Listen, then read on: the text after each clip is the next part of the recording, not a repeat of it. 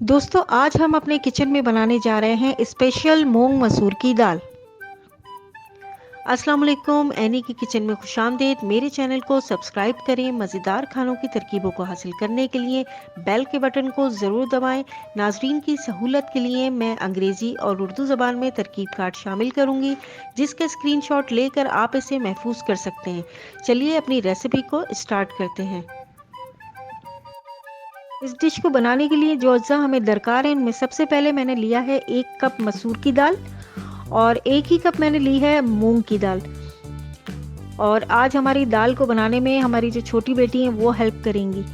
अच्छा जी, अब हम आते हैं मसालों की तरफ। मसालों में मैंने सबसे पहले लिया है लाल मिर्च का पाउडर 1 टेबल स्पून और हल्दी ली है मैंने 1 टीस्पून। और इसी के साथ मैंने शामिल किया है इस डिश में 1 टेबल स्पून नमक और इमली मैंने ली है 2 टेबल स्पून।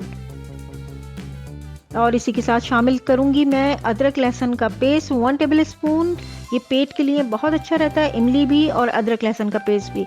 अब मैंने टमाटर लिया है 1 नॉर्मल साइज का काट के और तेल लूंगी 1/2 कप।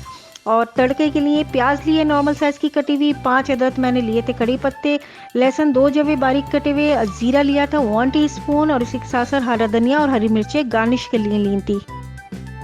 पतीली लेंगे, उसके अंदर मूंग मसूर की दाल जो हमने 1-1 कप ली थी वो भिगो दूंगी 10 मिनट के लिए। अब इसके अंदर मसाला जात जाएंगे। मसाले जो हमने यूज़ किए उसमें सबसे पहले मैंने लिया है अदरक लहसुन का पेस्ट 1 टेबल स्पून लिया है और इसके साथ साथ अब जाएगा हमारा नमक 1 टीस्पून या हस्बे जायका।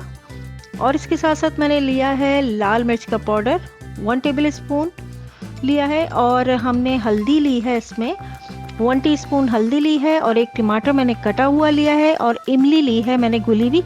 और इसको अच्छी तरीके से दाल के अंदर पका लेंगे। देखिए दोस्तों, ये हमारी दाल जो है बिल्कुल गल चुकी है। अब एक फ्राइंग पैन लेंगे, उसमें बघार के लिए आधा कप ऑयल डालेंगे। इसके अंदर मैं डालूंगी 1 अदद कटी हुई प्याज, जीरा 1 चाय की चम्मच, लहसुन के 2 जवे बारीक कटे हुए और कड़ी पत्ता डालूंगी 5 अदद और इसको फ्राई कर लूंगी और अपनी पकी हुई दाल में शामिल कर दूंगी। अब हरी मिर्च और हरा धनिया डाल के गार्निश करें। आपकी डिश तैयार है, एंजॉय करें। कमेंट करके ज़रूर बताइएगा कैसी बनी।